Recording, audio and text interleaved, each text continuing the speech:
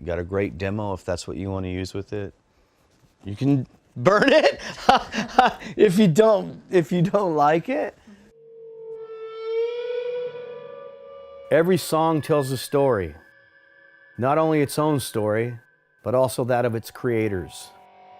In words and music, the song highlights the strengths of the musicians and exposes the weaknesses. The recording studio is the great equalizer. It lays bare everything, the good and, well, the not so good. I'm Brian Wheat. This is my world. Let's fucking rock. Okay, everyone ready out there? Here we go. Stand by and recording. That was a long day. Long day. So, do you guys want to know what I think?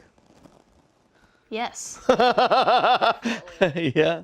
Okay. Let us have it. So it's kind of one of those weird, like Christmas morning expectation kind of things where it's like, you're wondering what's going to be in the box, but you're excited, but you don't know what it is. Professional people in this industry like Brian, they don't have time for bullshit. They don't have time for sugarcoating. They don't have time to pat you on the head and go, look, I know that you really, we know that. He's a business guy. He's a business guy in the music industry. In 2016, the game field has changed, and he's very, very much in touch with that pulse of what's going on in the current marketplace. I think you sound like a different band than when you walked in here. I've had my influences. I've played a certain way for a long time. Now I've learned something new. I think some of you had some growing pains. It's what's the point of trying to write a song when somebody's going to rip it apart and tell you how to play the song? Why not just go into the studio and say, what do you have for us? Some of you were really cool and willing to try. I was definitely open-minded enough to listen to Brian and just him go, hey man, I think this needs that. And I'm like, cool, let's try it. Here is a science experiment. This is the modern music industry experience. And the Big Break session, I think, was a huge insight into that.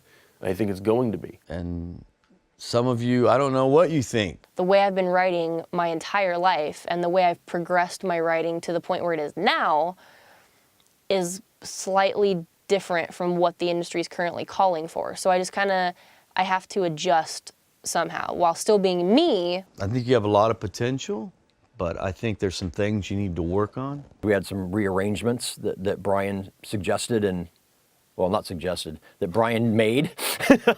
Will I be happy with it? Well, I got to hear the end result. I'll hear it in a couple weeks. If I like it, then I like it. If I hate it, well.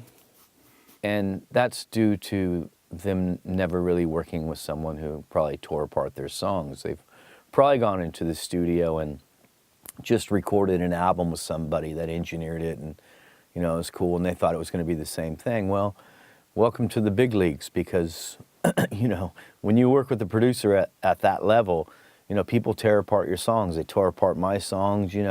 George Martin tore apart Beatles songs. Whether we liked it or not, we all got schooled in that world. I think you need to practice more together as a band. Maybe practice individually with each other. The bass player and the drummer together. Chris approaches bass playing very differently than a bass player. He's a guitar player that just ended up playing bass out of necessity one time, or years ago, to get this band rolling, and it just kind of stuck. So his approach is a little unorthodox. I kind of joke with him and say that he plays lead bass. There's some image things that you could work on as well.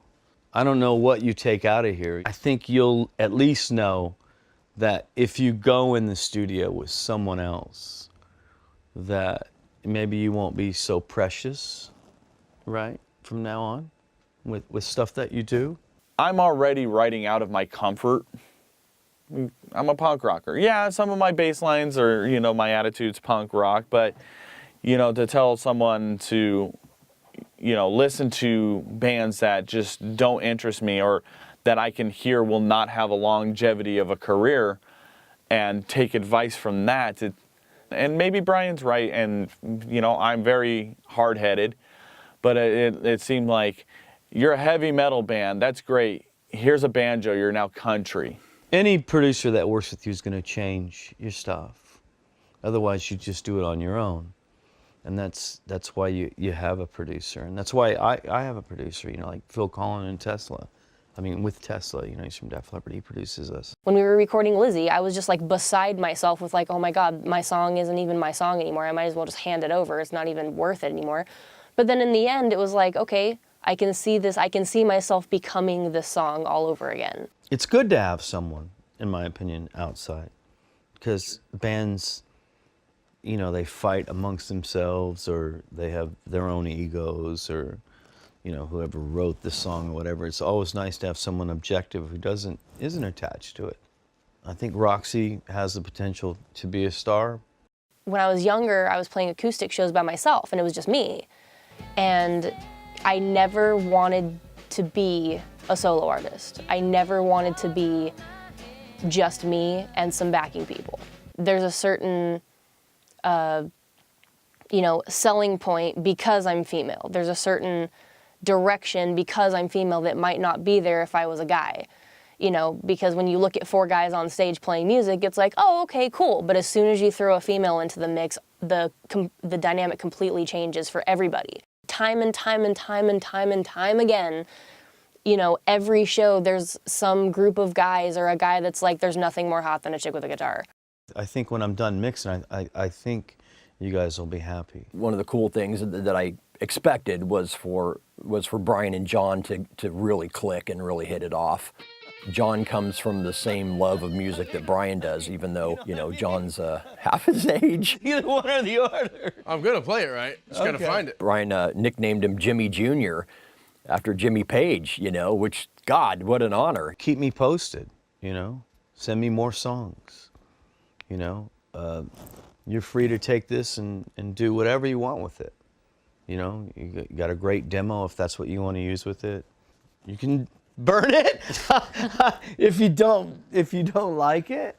I know you're from Vegas and you play these clubs in Vegas and stuff. I think at some point you're gonna have to make a decision if that's all you want to do or you want to take it to the next level. The industry's tough, and you either have to be tougher and kind of push through with it, or you just kind of fall flat. And there were a couple times where we felt like we were falling flat, you know, but overall, you know, we did learn a lot of things, you know, what we need to do to move forward or what we need to do to not move forward and just kind of stay where we are. So I think that, you know, we'll take this home and we'll really analyze what had happened this weekend and go, okay, well, now is the time to make the decision. Do we want to continue forward?